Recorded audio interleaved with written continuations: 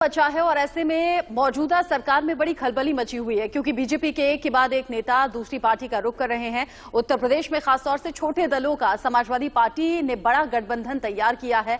महान दल भी इस गठबंधन का ही हिस्सा है। महान दल के नेता केशव देव मौर्य से बात की इंज न्यूज यूपी उत्तराखंड के चैनल हेड अरविंद चतुर्वेदी ने। आइए सुनते हैं।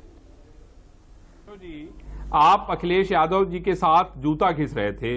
इतने दिनों से जितने रैलियां हो रही थी, जितनी सभाएं हो रही थी, उसमें जा जाके जोर जोर से भाषण दे रहे थे और ये कह रहे थे कि भाई मौर्य समाज को इस बार अखिलेश यादव को जिताना है कि नहीं। और आपका भाई, आपका बेटा केशव देव मौर्य आपके लोगों के लिए स्तंभ की तरह खड़ा है। अब एक और आदमी आ गया जो ये दावा करने लगा कि नहीं भाई एक ही मौर्य नहीं है, लीजिए एक और मौर्य आ गया। तो प्रश्न ये है कि मैं समझता हूं कि अखिलेश यादव जी से भी तो इतनी बात होनी चाहिए, आपकी बात होनी चाहिए। पार्टी उनकी भले ही है, लेकिन जब हम कंधे से कंधा मिला के चलेंगे तो कम से कम इतना तो बनता है कि केशव जी से भी एक बार बातचीत हो, कम से कम उनसे भी पूछा जाए कि भाई फलाने आदमी आ रहा है। क्योंकि अब तो आप सारे लोग गठबंधन के पार्ट हैं, सुख दुख के साथी हैं।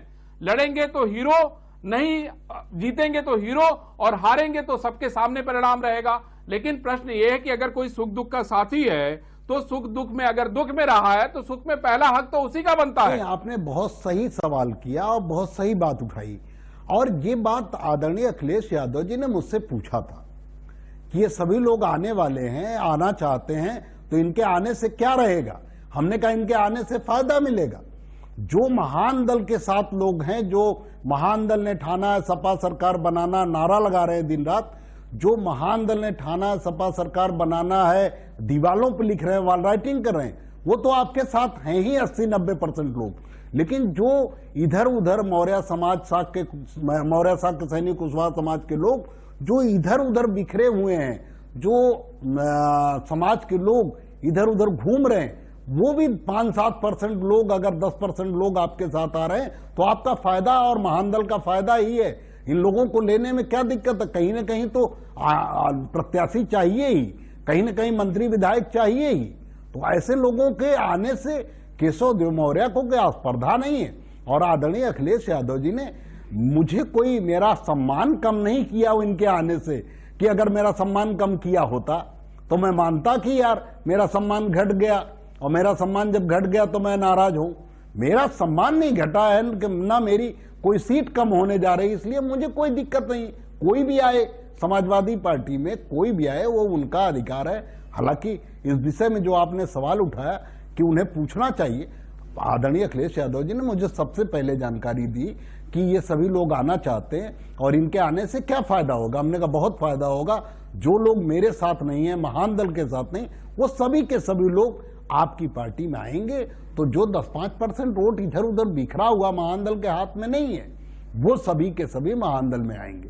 केशव जी, मुझे ये बताइए कि इनका आना तो चलिए बहुत अच्छा रहा, लेकिन जो ये 15 टिकट मांग रहे हैं, जो ये आके कह रहे हैं कि भाई हमें मौर्य समाज को उठाना है और उनके लोगों के लिए मुझे 15 टिकट चाहिए, उसको लेके आपकी क्या प्रतिक्रिया है, मुझे ये बताइए।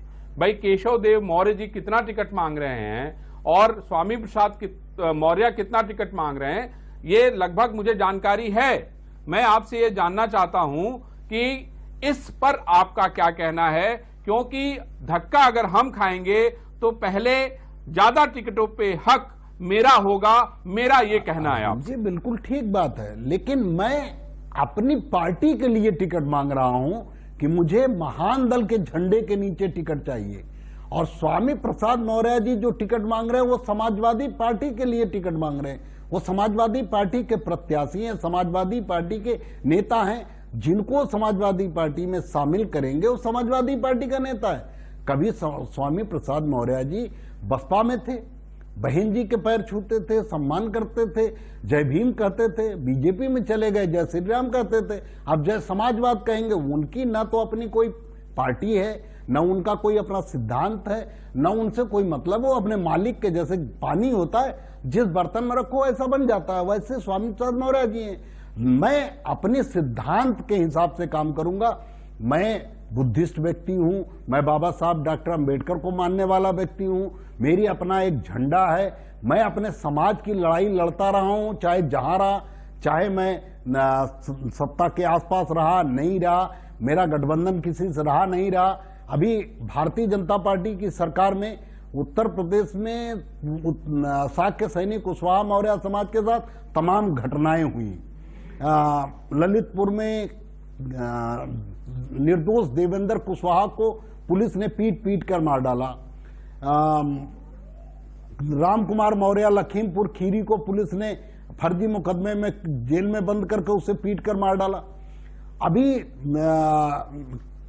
हमारे कासगंज में एक करमवीर शाक्य लड़का था, उसे दबंगों ने चाकू मारा, 15 चाकू 18 चाकू मारे, वो मरणासन्न था। 5-7 लाख रुपया लगा उसे अपनी जान बचाने में।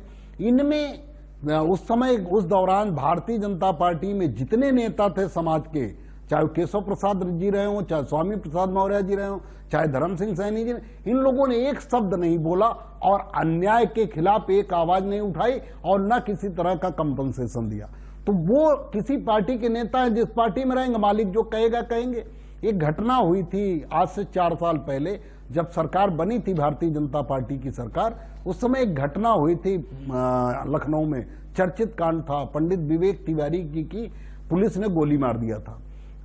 पुलिस का कहना था कि रात के अंधेरे में स्कॉर्पियो में किसी महिला दोस्त के साथ थे और जब हमने दरवाजा खोलने की कोशिश की तो उन्होंने गाड़ी चढ़ाने की प्रयास किया, तो इस नाते हमने गोली मार दिया। हम इस घटना की निंदा करते हैं, पुलिस को गोली नहीं मारना चाहिए, उसका अधिकार क्षेत्र में नहीं है। बाबा साहब डॉक्टर अम्बेडकर ने यह अधिकार उसको नहीं दिया, उसका अधिकार केवल है कि किसी को गिरफ्तार करे और कोर्ट में पेश करे, लेकिन उन्होंने गोली मार दिया।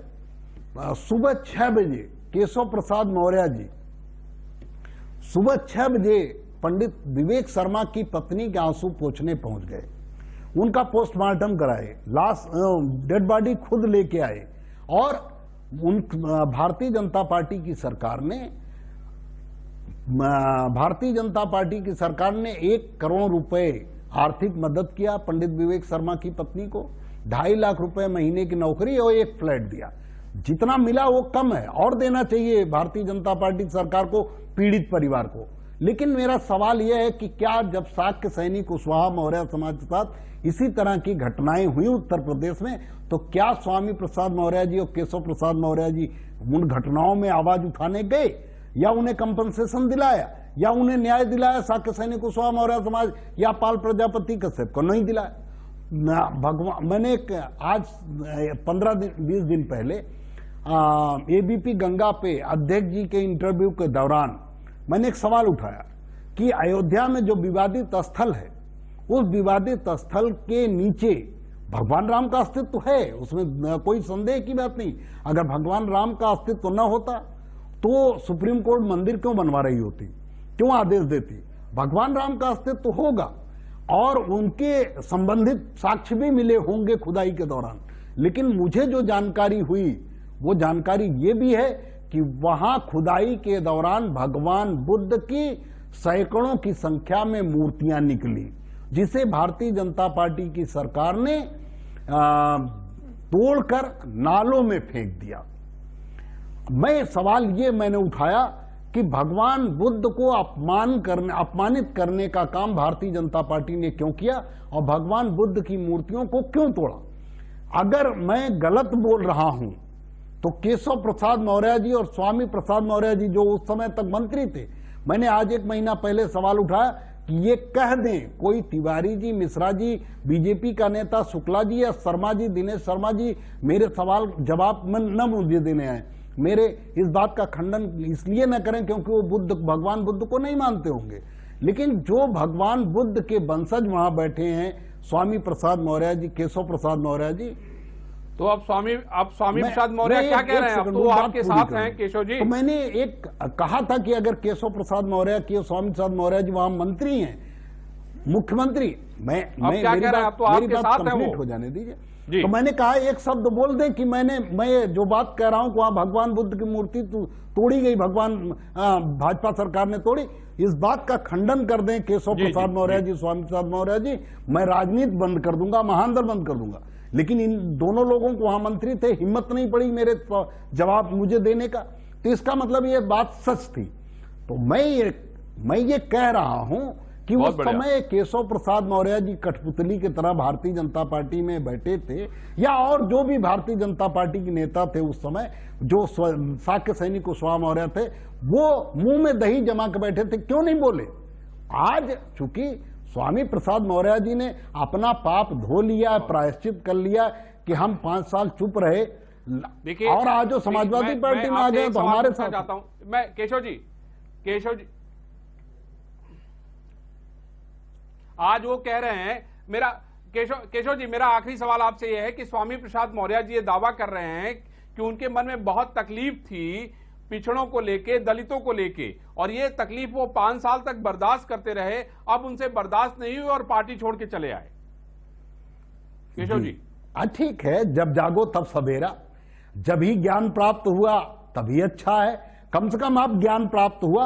और मेरी तो अपील है कि केशव प्रसाद मौर्य भी इस दर्द को महसूस करें, बाबू सिंह कुशवाहा जी भी इस दर्द को महसूस करें कि भारतीय जनता पार्टी आरएसएस दलित पिछड़े अल्पसंख्यकों की विरोधी है, उनका हित का खाती है, उनका हित का नुकसान करती है, और इन सभी लोगों को समाजवादी पार्टी गठबंधन में आना चाहिए और समाजवादी पार्टी की सरकार बनाकर दलित पिछड़े अल्पसंख्यकों के हित को सुरक्षित करना चाहिए, लोकतंत्र को मजबूत करना चाहिए, संविधान को मजबूत करने चाहिए। बाबा साहब के भारतीय जनता पार्टी लोकतंत्र की विरोधी है, संविधान की विरोधी है, और भारतीय जनता पार्टी दलित पिछड़े अल्पसंख्यक समाज की विरोधी है।